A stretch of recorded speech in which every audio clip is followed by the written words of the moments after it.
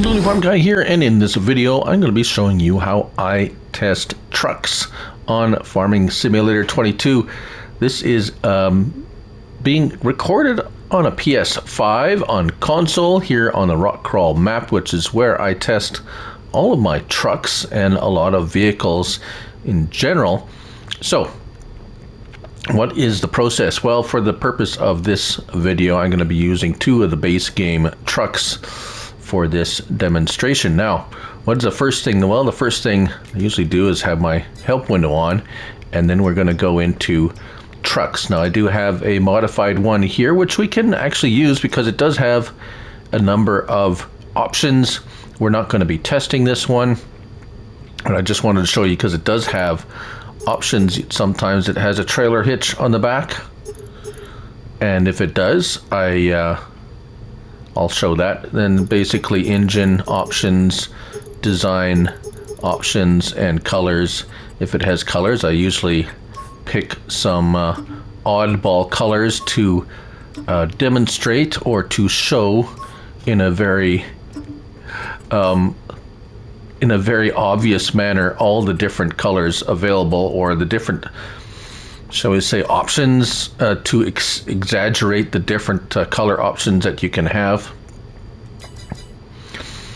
And then what I would do next usually is get into the vehicle and take a look at see if there are any options like opening windows or any other type of things.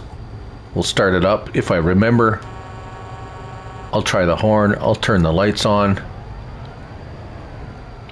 In this case, this one has a hitch set up on the back. I would test it against various ball and pin hitch, or two, typically.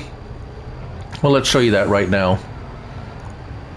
Tractors always hook up to both, but trucks not necessarily always, or vehicles don't always necessarily hook up to them. So I will take a base game trailer such as this one that has a pin hitch, and this one has a ball hitch, and we'll see which one hooks up to it. Basically, that's quite simply what I do. I use base game equipment as much as possible to keep to keep everything at a certain, I didn't say standard, but to keep everything fair as possible anyways.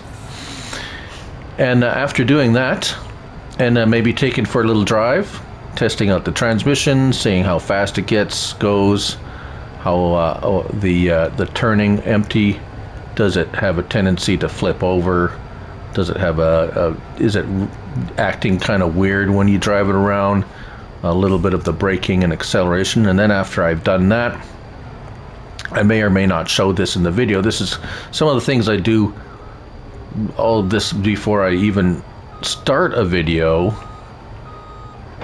just to make sure I don't miss anything, although sometimes I do. Then, as if I call what I call a torture test, I get the Crampy. This is the base game Crampy 3-in-1. If you want to know which one it is specifically, it's the base game Crampy SKS 301050, 59,400 liters capacity. Pretty, it's a pretty good baseline to go with. Sometimes, depending on the truck, if it's a really overpowered high horsepower truck, I might go with this, as it has a total of 75,000 liters. Although you can't put rocks in it, lime is pretty good to test if you really want to torture test something. So once I've hooked it up to this trailer full of rocks, then we'll take it for another ride and see what it does on a flat surface. How does it accelerate? Is the power good? Does it hang up in any gears? Does it struggle under load? How does it handle with a load on it? Does it act weird or do some kind of weird stuff when it's pulling? So these things will kind of show up typically in this kind of test, and then we'll make our way over to our hill here that is so wonderfully provided by Alien Jim here on his map, a preset testing area really that's pretty much ideal for this kind of test. And what I will do then is we take it for a ride. Fully loaded trailer of rocks up this I want to say gently sloped hill, but ever increasing when it goes to the top, and just see how it performs, and if at whatever point it stalls out. Now, of course, so we have a lot of vintage style trucks, much lower horsepower than 500 horsepower. Some of them are only in the 150 to whatever, and I don't really expect them to pull like a modern truck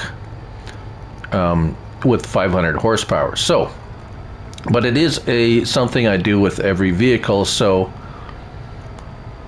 it pretty much gives you an idea of what it can and cannot do according to the power and the traction and so forth of each individual truck. It's basically, I don't expect each of them to actually succeed in going up this hill, but it's just a baseline. It's just just how I test trucks and so forth. And then once at the top, I mean, many of you have seen my truck tests. We go down the other side and we test the braking power with a full load of trailer. As close to the top speed if we there we go, hitting the brakes. And of course, the base game, at least this one, this is my favorite out of all the base game trucks, is the MAN. Now, of course, we have a Mack truck, which me personally, myself, I'm not too particularly fond of these. However, some of you are. So we'll also take a look at, yes, nothing there, nothing unusual here. Horn, attach the trailer, take it for a spin, let it run through the gears as we get up to speed, and you get the idea. And it's pretty basically pretty as simple and basic as that. If it's just one vehicle, I might have one with a base model horsepower version, and then one with the largest horsepower version to see the difference in performance, and maybe if it offers a different transmission. And I have a lot of it depends on how many mods are released that day, is how extensive I get into testing these things. If the first few tests or the first few things show it working as it should, and the climb test doesn't show up any odd things, I might just leave it at that. And but if I find something in my initial testing that might show there might be a problem in a certain area, then I might investigate that further. And a lot of times, if I have some comments and suggestions are extremely helpful on some of these videos, because I do miss things, and sometimes I miss something that was perhaps either obvious or something that there was a problem with that I didn't see with the tests I made. And as you can see, this one, even though it is 500 horsepower, it is actually having quite a bit more of a difficult time climbing up this hill. And even though it does have theoretically more traction with the dual axle in the rear, the MAN truck only had one axle. You can see where there is a difference between these two, and it's not just because of horsepower. Sometimes trucks with equal horsepower perform differently, depending on a number of factors including traction, weight, and gearing and all that kind of thing. So here we are, we hit the brakes. Now the brakes seem to be actually better than the MAN. But anyways, there you have it. That is how I test trucks. Now the most common things I find as issues with trucks was something like I stated here, similar to the tractors. Gearing, how they react under load. Do they twist, or do they act funny, or do they start becoming very unstable when driving them? Or horsepower. Is the horsepower that it's rated at more or less than what it says?